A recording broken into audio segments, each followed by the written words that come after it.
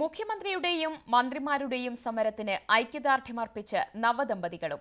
കല്യാണ മണ്ഡപത്തിൽ നിന്ന് വീട്ടിലേക്കുള്ള യാത്രക്കിടെ ദമ്പതികൾ സമരകേന്ദ്രത്തിലെത്തിയത് കൗതുക കാഴ്ചയായി. റിസർവ് ബാങ്കിന് മുന്നിലെ സമരപ്പന്തലിൽ മന്ത്രി ജി സുധാകരന്റെ പ്രസംഗം പുരോഗമിക്കുന്നു. ഇതിനിടെയാണ് മുഖ്യമന്ത്രിയെയും മന്ത്രിമാരെയും അത്ഭുതപ്പെടുത്തി നവദമ്പതികളുടെ രംഗപ്രവേശം.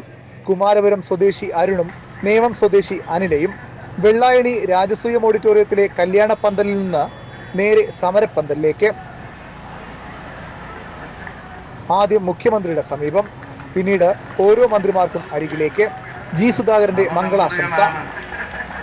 സമരത്തിന് പ്രചോദനമായി സ്റ്റേജ് വന്നിരിക്കുന്ന അവർക്ക് എല്ലാവിധ ആശംസകളും മംഗള ജീവിതവും നമ്മൾ ഇവിടെ ആശംസിക്കുകയാണ്.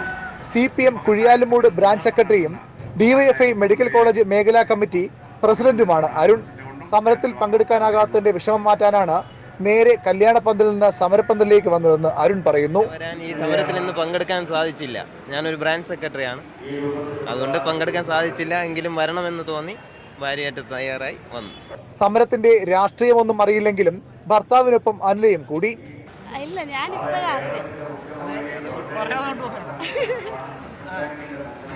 ന്യൂസ് 18 തിരുവനന്തപുരം.